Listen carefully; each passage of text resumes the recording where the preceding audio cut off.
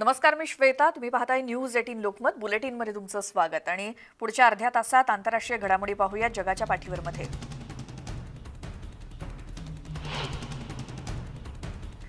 हवामान बदल रोखण्याच्या उद्देशाने ग्लासगो इथे सुरू असलेल्या संयुक्त राष्ट्रांच्या COP26 परिषदेत भारताला आंतरराष्ट्रीय मुत्सद्देगिरीच्या पातळीवर मोठा विजय मिळालाय. अनेक दिवसांच्या चर्चेनंतर भारतानं जगातील इतर सदस्य देशांना फेज आउट ऐवजी फेज डाऊन मध्ये कोळशाचा समावेश करण्यास राजी केलं.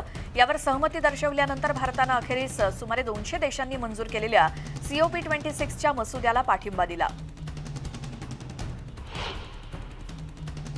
पोलंडचे अध्यक्ष आणि संरक्षण मंत्री यांनी एकत्रितपणे बेलारूसची सीमा सुरक्षित करण्यासाठी सीमारक्षक दल आणि पोलीस अधिकाऱ्यांची भेट घेतली.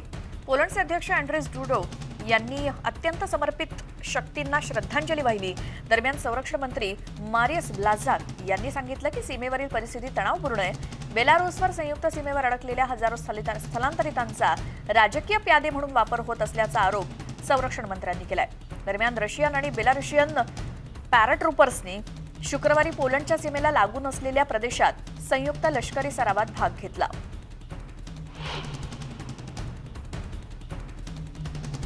पोलंडमधील अनेक ट्रक बेलारूसच्या सीमेवर अडकून पडले होते. बेलारूसच्या सीमेपलीकडे सुमारे 25 किलोमीटर अंतरावर ट्रॅफिक जॅममध्ये अडकले होते. स्थलांतरितांच्या आंदोलनामुळे सध्या सीमेवर काहीसं तणावाचं वातावरण आहे आणि काही जणांना तातडीनं माल पोहोचवण्यासाठी सुद्धा किमान 30 तासांची प्रतीक्षा करावी लागते.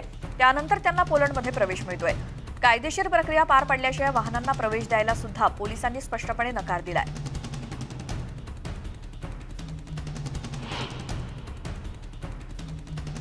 राष्ट्राध्यक्ष जो बायडन यांनी शुक्रवारी बेलारूस आणि पोलंडच्या सीमेवर निर्वासितांच्या आणि स्थानिकांच्या संघर्षामुळे निर्माण झालेल्या संघर्षाच्या परिस्थितीबद्दल चिंता व्यक्त केली. कॅम्प डेव्हिडमध्ये शनिवार आणि रविवारच्या सुट्टीसाठी व्हाईट हाऊसमधून निघताना बायडन यांनी पत्रकारांशी बोलताना बेलारूसच्या सीमेवर निर्माण झालेल्या तणावाबद्दल चिंता व्यक्त केली. शरणार्थी आणि निर्वासितांना बेलारूसमध्ये आश्रय हवाय, तर या निर्वासितांना रोखण्यासाठी पोलंडच्या सीमेवर बेलारूसनं सैन्याच्या तुकड्या तैनात केल्यात, तर रशियानं आपल्या मित्रांच्या सहकार्यासाठी लष्करी सहकार्य देण्याचं कबूल केलंय. ब्रिटनी स्पियर्स खऱ्या अर्थानं स्वतंत्रपणे आता आयुष्य जगू शकणार आहे. लॉस एंजेलिसच्या एका न्यायाधीशानं शुक्रवारी जवळजवळ 14 वर्षांपासून ब्रिटनीच्या आयुष्यावर आणि पैशांवर नियंत्रण ठेवणारी तिच्या वडिलांची कायदेशीर संरक्षकता संपवली आहे. शुक्रवार हा सर्वोत्तम दिवस म्हणून संबोधल्यानंतर ब्रिटनीनं तिच्या फॅन्सचे इन्स्टाग्रामवर एक पोस्ट करून आभार मानले. न्यायाधीशांच्या निर्णयाने एक आश्चर्यकारक वळण मिळालं, ज्यामुळे ब्रिटनी स्पियर्सनं सार्वजनिकपणे संरक्षण संपुष्टात आणण्याची मागणी केली. तिच्या स्वतःच्या वकिलाची नियुक्ती केली. तिच्या वडिलांना कायदेशीर संरक्षतेवरून काढून टाकलं आणि 2008 नंतर प्रथमच स्वतःचं वैद्यकीय, आर्थिक आणि वैयक्तिक निर्णय घेण्याचं स्वातंत्र्य मिळवलं. ब्रिटनी स्पियर्स आता मुक्तपणे कोणत्याही नियंत्रणाशिवाय तिचं आयुष्य जगू शकणार आहे. लॉस एंजेलिसच्या एका न्यायाधीशानं शुक्रवारी ब्रिटनी स्पियर्सचं आयुष्य आणि तिच्या पैशावरील सुमारे 14 वर्षांपासून नियंत्रित केलेल्या संरक्षकत्वाचा अंत केला आणि न्यायाधीश ब्रेंडा पेनी निकाल सुनावताना म्हणाल्या की आजपर्यंत ब्रिटनी स्पियर्सच्या व्यक्ती म्हणून आणि तिच्या इस्टेटचं संरक्षकत्व म्हणून या निर्णयाद्वारे संपुष्टात आणलेलं आहे. निर्णय जाहीर झाल्यानंतर ब्रिटनीच्या चाहत्यांनी न्यायालयाबाहेर असा जल्लोष केला. जागतिक आरोग्य संघटनेच्या अर्थात WHO प्रमुखांनी गुरुवारी जगभरातल्या देशांना एक महत्त्वाचं आवाहन केलं. जगभरातल्या प्रत्येक देशानं त्या देशाच्या संविधानांमध्ये आरोग्याचा विषय हा मूलभूत मानवी हक्क म्हणून समाविष्ट करावा, अशा प्रकारची मागणी केली आणि सध्याच्या बदललेल्या जागतिक परिस्थितीत आरोग्य ही प्रत्येकासाठी मूलभूत हक्कासारखी बाब असल्याचं या अहवालात नमूद करण्यात आलंय. जागतिक आरोग्य संघटनेचे प्रमुख टेड्रोस अधानोम घेब्रेयेसस यांनी जगभरातल्या देशांना औपचारिकपणे असं आवाहन केलंय.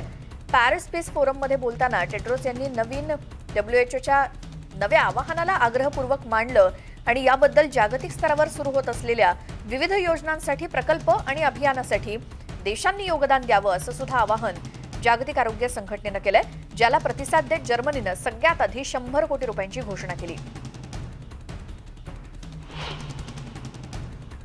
कोरोना रुग्णसंख्येत वाढ होत असल्यामुळे नेदरलँड्समध्ये काळजीवाहू पंतप्रधान मार्क रूट यांनी येणाऱ्या 3 आठवड्यांसाठी आंशिक लॉकडाऊनची घोषणा केली. शनिवारी रात्रीपासून लागू करण्यात आलेलं हे लॉकडाऊन पश्चिम युरोपमध्ये संक्रमण वाढल्यानं लावण्यात आलेलं पहिलं लॉकडाऊन आहे. सुरुवातीच्या काळात लागू करण्यात आलेले निर्बंध पुन्हा लागू करण्याची गरज असल्याचं मार्क रूट म्हणाले. नवीन नियमांनुसार बार, रेस्टॉरंट आणि सुपरमार्केट्स रात्री 8 वाजता बंद करावी लागतील आणि अत्यावश्यक सेवेत नसलेली दुकानं संध्याकाळी 6 वाजताच बंद करावी लागतील.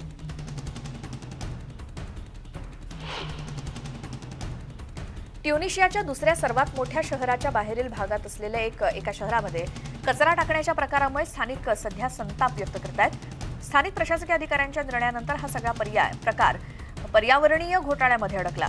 डम्पिंग ग्राउंडविषयी कोणतीही पर्यायी व्यवस्था नसताना कचरा रहिवासी भागामध्ये कशाही प्रकारे टाकण्यात आल्यामुळे स्थानिक रहिवाशांच्या संतापाचा उद्रेक झाला. शहराच्या रहिवाशांनी आरोग्य आणि पर्यावरणाच्या चिंतेचा हवाला देत हा कचरा अशा प्रकारे टाकणं बंद करावं अशी मागणी केली. आता स्थानिक प्रशासकीय अधिकाऱ्यांनी हे प्रकार होणं बंद केल्यानंतर कोणताही पर्यायी मार्ग नसल्यामुळे ज्यामुळे इथला कचरा व्यवस्थापन पूर्णपणे बिघडलंय.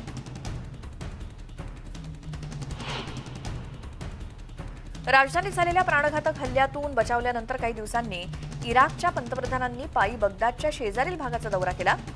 ड्रोन हल्ल्यात बचावल्याबद्दल तिकडच्या स्थानिकांनी पंतप्रधान मुस्तफा अल कादिमी यांचं अभिनंदन केलं.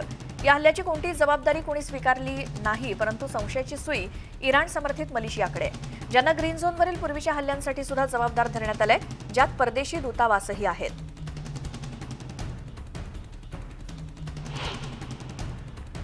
स्थिर सरकार स्थापन करण्यासाठी एप्रिल आणि जुलैमध्ये मागील 2 निवडणुकांमध्ये कोणत्याही पक्षाला पुरेसा पाठिंबा न मिळाल्यानं या आठवड्याच्या शेवटी मतदार 7 महिन्यात तिसऱ्यांदा बल्गेरियामध्ये मतदान करतायत. यावेळी त्यांचं काम केवळ युरोपियन युनियनच्या सर्वात गरीब सदस्य देशाच्या अर्थव्यवस्थेला हानी पोहोचवणारे राजकीय गतिरोध तोडणंच नव्हे, तर नवीन अध्यक्ष निवडणं हे देखील असेल. 6.7 दशलक्षाहून अधिक बल्गेरियन मतदान करण्यासाठी पात्र आहेत, परंतु कोरोनाची नवी लाट आणि वाढणारी मृत्यूसंख्या यामुळे मतदानाला किती प्रतिसाद मिळतो हे कळेलच. 5 पॅलेस्टिनींना सोडण्यासाठी इस्रायलमध्ये दिवसेंदिवस मागणी जोर धरू लागली आहे. अनेक आठवड्यांपासून त्यासाठी उपोषण सुरू आहे. प्रशासकीय नजरकैद म्हणून ओळखले जाणारे धोरण संवेदनशील गुप्तचर माहिती उघड न करता संशयितांना ताब्यात घेण्यासाठी आवश्यक आहे, पण पॅलेस्टिनी आणि मानवाधिकार गटांचं म्हणणं आहे की ते योग्य नाही. यात संशयितांना त्यांच्या विरुद्ध पुरावे नसतानाही अनेक महिने किंवा वर्ष अटकेमध्ये ठेवता येतं. या विरोधात 28 ते 45 वर्ष वयोगटातील 5 पॅलेस्टिनी 32 दिवसांपासून उपोषणाला बसलेत.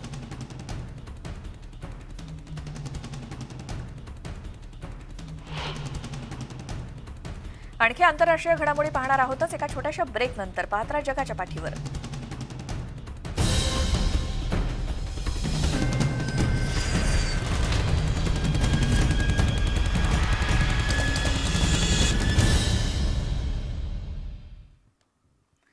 ब्रेक नंतर बुलेटिनमध्ये तुमचं स्वागत. पाहूयात आणखी आंतरराष्ट्रीय घडामोडी.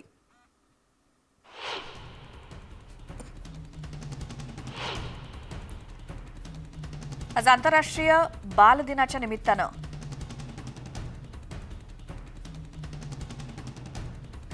नेदरलँड्समध्ये 2 किशोरवयीन भावंडांना आंतरराष्ट्रीय बाल शांतता पुरस्कारानं सन्मानित करण्यात आलं. त्यांच्या पुनर्वापर प्रकल्पामुळे शेकडो घरं आणि व्यवसायांना फायदा झालाय. 17 वर्षांचा विहान आणि त्याचा 14 वर्षांचा भाऊ नव बेगन यांनी कचऱ्याचं विलगीकरण आणि पुनर्वापर प्रकल्प सुरू केला. याची सुरुवात त्यांनी स्वतःच्या घरापासून केली आणि हळूहळू त्याविषयी सर्वदूर जनजागृती केली. हा प्रकल्प आता 1000हून अधिक घरं, शाळा आणि कार्यालयांपर्यंत पोहोचलाय. वन स्टेप ग्रीनर या संस्थेच्या माध्यमातून झिरो वेस्ट इंडिया हा प्रकल्प कार्यान्वित केला गेलाय.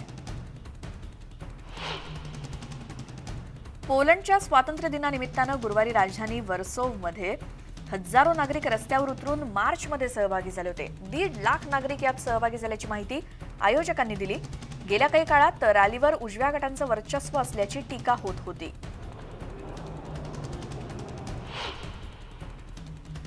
कोरोनामुळे होऊ न शकलेला मेक्सिकोमधला लिओन बलून फेस्टिवल सुरू झालाय आणि यंदाचा हा 20वा लिओन इंटरनॅशनल बलून फेस्टिवल आहे. 4 दिवस हा फेस्टिवल असतो आणि हॉट एअर बलूननी आकाश फुलून जातं. दरवर्षी या फेस्टिवलला चांगला प्रतिसाद मिळतो.